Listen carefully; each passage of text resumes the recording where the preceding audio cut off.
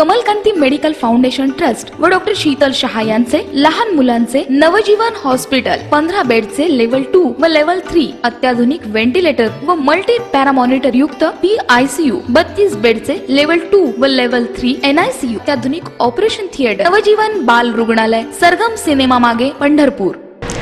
ताज्या बातम्यांचे अपडेट्स पाहण्यासाठी यस प्राइम न्यूजला सबस्क्राइब करा आणि बेल आयकॉनवर प्रेस करा। सर्व थोर महामानवांना मी विनम्र अभिवादन करते। 252 पंढरपूर मंगळवेढा विधानसभा पोटनिवडणुकीच्या निमित्तानं विचारपीठावर उपस्थित असलेले जनहित शेतकरी संघटनेचे आदरणीय भैयासाहेबजी देशमुख, त्यांचे सर्व सहकारी, माझ्या कोर्टी गावातील सर्व ग्रामस्थ, ज्येष्ठ बंधूंनो, युवकांनो आणि घराघरातून ऐकणाऱ्या माझ्या माता भगिनींनो, यापूर्वी मी कोर्टी गावामध्ये बऱ्याचदा आलेली आहे। आपल्या सर्वांच्या घराघरापर्यंत, वाड्या वस्त्यापर्यंत येण्याचा प्रयत्न केलेला आहे। परत एकदा बंधूंनो, मी आज आपल्याकडे आपलं मतदान मागायला आली आहे। होय, कारण अनेक जण आपल्याकडे मतदान मागायला आलेलेही असतील, येतील पण, परंतु कुणी आपल्याला भावनिकतेच्या मुद्द्यावर मतं मागतील, तर कुणी आपल्याला भूमिपुत्राच्या मुद्द्यावर मतं मागतायत। तिकडे मंगळवेढा तालुक्यामध्ये भूमिपुत्राच्या मुद्द्यावर मतं मागतायत। परंतु बंधूंनो, मी आपल्याकडे विकासाच्या मुद्द्यावर मत मागायला आली आहे। होय, विकासाच्या मुद्द्यावर भावनिकतेने किंवा भूमिपुत्राने विकास होईल का, खऱ्या अर्थाने तळमळीनं काम करण्यापर्यंत पोहोचणाऱ्या व्यक्तीच्या हातात नेतृत्व दिलं विकास होईल, हा विचार तुम्ही करायचा बंधूंनो। माझ्या स्पर्धेमध्ये 2 साखर कारखान्याचे चेअरमन आहेत, एक विठ्ठल कारखान्याचे तर एक दामाजी कारखान्याचे। विठ्ठल कारखान्यावरती 35,000 सभासद आहेत, दामाजी कारखान्यावरती 29,000 सभासद आहेत। एक कारखाना म्हणजे कामगार सभासद एवढा मोठा व्याप, एक आमदार पद सांभाळण्यासारखा आहे बंधूंनो। तरी सुद्धा या साखर सम्राटांना कारखाना पण आम्हालाच पाहिजे, आमदार पण आम्हीच झालं पाहिजे, अशी यांची वस्तुस्थिती आहे।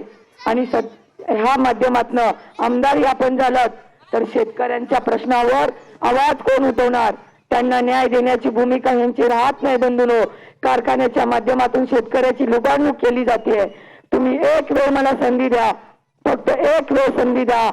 शैला गोडसेला कुठलाच कारखाना चालवायचा नाही, भविष्यामध्ये सुद्धा कुठलाच कारखाना चालवणार नाही शैला गोडसे, परंतु साखर कारखानदारावर, या साखर सम्राटावर अंकुश ठेवण्याचं काम शैला गोडसे जरूर करू शकते, हे मला तुम्हाला विश्वासाने सांगायचंय।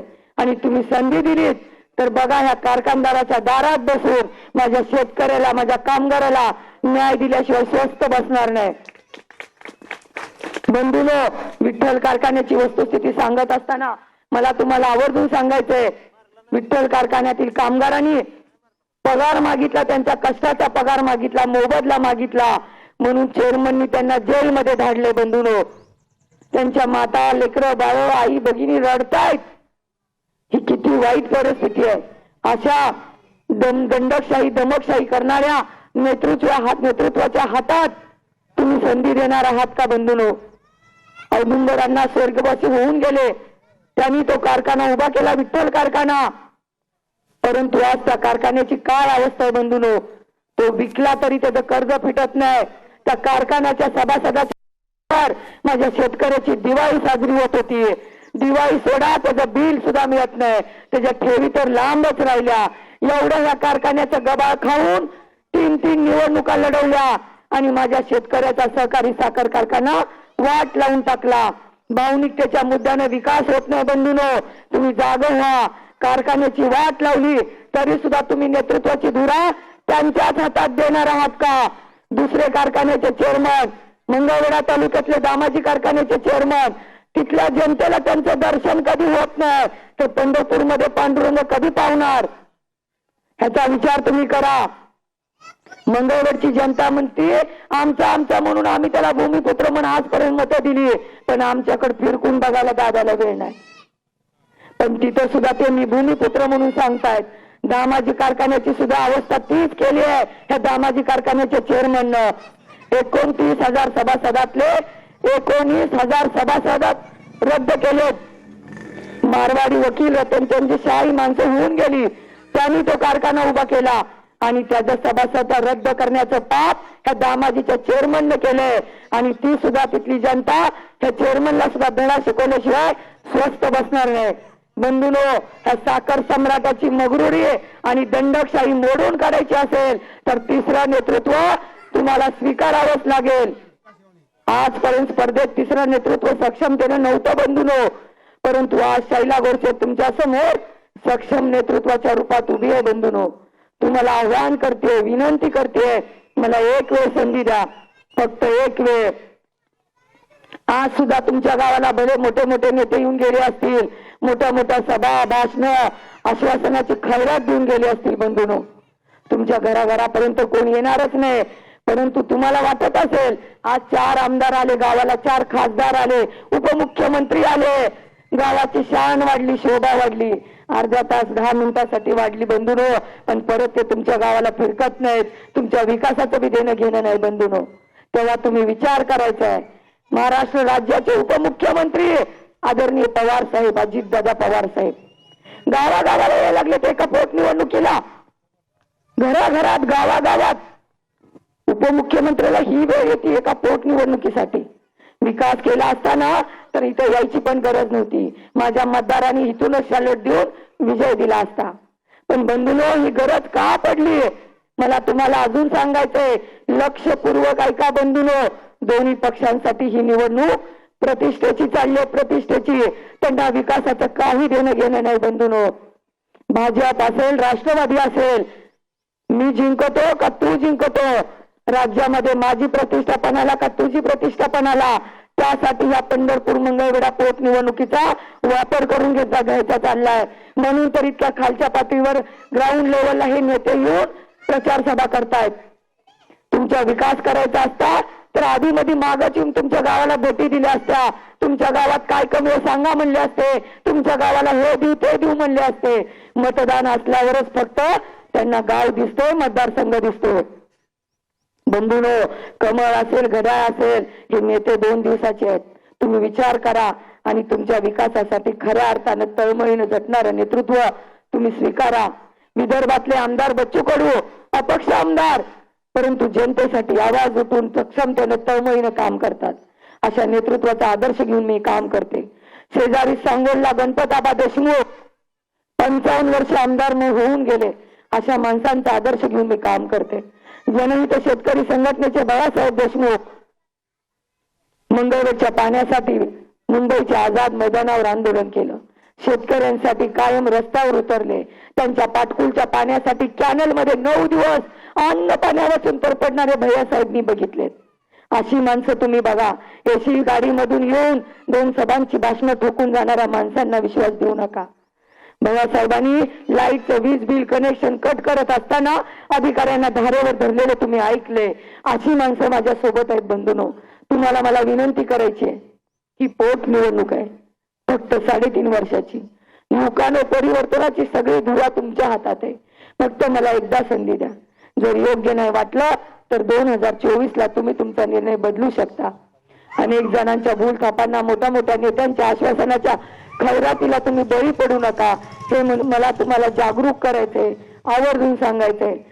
गावामध्ये किती माझ्या माता भगिनींना रेशनचं धान्य मिळतं, किती वृद्ध विधवा निराधार माता भगिनी आहेत त्यांना पेन्शन मिळते, किती अपंग दिव्यांगांना लाभ मिळतो, किती घरकुल मिळतात. अशा सगळ्यांसाठी मला काम करायचंय. माझे हात तुम्ही बळकट करा. पंढरपूरची असताना मला मोहोच्या जनतेनं जिल्हा परिषद सदस्य केलंय. 58 आमदारांच्या मतदारसंघात अपक्ष निवडणूक लढवण्याची हिंमत चंद्रकांतदादा पाटलांच्या विरोधात शैला गोडसेने केली आहे. 28,500 मतं मला माझ्या पदवीधर मतदारांनी दिली आहेत. सरपंच म्हणून मी आंबेचिंचणीचं काम केलं. सरपंच, जिल्हा परिषद, ग्राउंड लेवलनं काम करण्याचा अनुभव माझ्या गाठीशी आहे. बंधूंनो, म्हणूनच मला तुम्हाला विनंती करायची आहे, ह्या सगळ्या प्रश्नांची जाण ठेवून ह्या जनतेला न्याय द्यायचा आहे. 2 साखर सम्राट स्पर्धेत आहेत. मी म्हणत नाही त्यांना कामाचा अनुभव नसेल, असेल त्यांना कामाचा अनुभव, परंतु शेतकऱ्यांचं लुबाडणूक करणं, कामगारांची पिळवणूक करणं हाच त्यांच्या कामाचा अनुभव असणार आहे. बंधूंनो, ह्यातला कोणी सरपंच झालाय म्हणून मला सांगा, ह्यातला कोणी ग्रामपंचायत सदस्य झालाय म्हणून मला सांगा, जेडपी सदस्य तर लांबच राहिलं. बंधूंनो, मंगळवेढा तालुक्यातली जनता सुद्धा सुज्ञ झाली आहे. कुणाच्याही भूल थापाला बळी पडत नाही. आज मोठे मोठे नेते येतील, बारामतीला पाणी गेले पण माझ्या मंगळवेढच्या 35 गावाला अजून सुद्धा पाणी गेलं नाही बंधूनो. शिरनांगी तलावात आमदार भारत नाना भालके असताना सुद्धा शिरनांगी तलावात 9 दिवस उपोषणाची हिंमत शैला गोडसेने केली आहे बंधूनो. नानाने सुद्धा भाषणात सांगितलंय ती बिचारी पाण्यासाठी धडपड तर करती. 2019च्या भाषणाने नानाने सुद्धा स्वतः हे मत व्यक्त केले की शैला गोडसे सुद्धा पाण्यासाठी झटले. तुमच्या भागामध्ये सुद्धा कॅनेल गेलेला आहे बंधूनो. मंगळवेढा आणि पंढरपूर फार दरी आहे, इकडे पाण्यापासून वंचित आहे. आपल्याकडे जरी पाणी असलं तरी सुद्धा भविष्यात पाण्यासाठी आपल्याला लढा करावा लागणार आहे. कॅनेलच्या रोटेशनसाठी तुम्हाला संघर्ष करावा लागतोय. कधीही हाक द्या शैला गोडसेला, तुमच्या प्रत्येक प्रश्नासाठी तत्परतेने धावून येणारी ही तुमची भगिनी कायम सोबत तुमच्या सेवेत असेल एवढं मला तुम्हाला आश्वासित करायचंय. येणाऱ्या 17 तारखेला निवडणूक आहे. या निवडणुकीमध्ये माझं चिन्ह आहे शिट्टी. बॅलेट पेपरवर 4थ्या क्रमांकावर माझं नाव आहे आणि नावासमोर शिट्टीचं चिन्ह आहे. ते बटन दाबून आपण मला प्रचंड मताधिक्यानं विजयी करून फक्त एकदाच मला आपला आमदार म्हणून सेवा करण्याची संधी द्यावी. आणि मी तुम्हाला जाता जाता हेही सांगणार आहे की गावामध्ये गट तट असतात. 2 कारखान्याचे सम्राट आहेत, कारखान्याच्या माध्यमातून गटातटाचं राजकारण करतात. शैला गोडसे कारखानाच चालवत नाही आणि कुठलाच गटातटाचं राजकारण करत नाही, म्हणून तर दुसऱ्याच्या मतदारसंघात जाऊन निवडणूक लढवू शकते. बंधूने शैला गोडसेचा एकच गट आहे, गोर गरीब कष्टकरी दीन दुबळी माय माऊली हाच तिचा गट आहे. गावातल्या गटातटाचा माझ्या मतदारांना त्रास होऊ नये त्यासाठी शैला गोडसे अख्ख्या संपूर्ण मतदारसंघामध्ये कुठल्याच गावामध्ये पाल टाकणार नाही. मी माझं पाल कुठल्याच गावामध्ये टाकणार नाही. परंतु मी तुम्हाला आव्हान करते की 2 साखर सम्राट आहेत, हे 2 साखर सम्राटाच्या कारखान्याच्या पैशाची पाल आहे ती, त्या पालावरून या आणि विकासाच्या शिट्टीलाच मतदान करा, हे आव्हान मी तुम्हाला करणार आहे.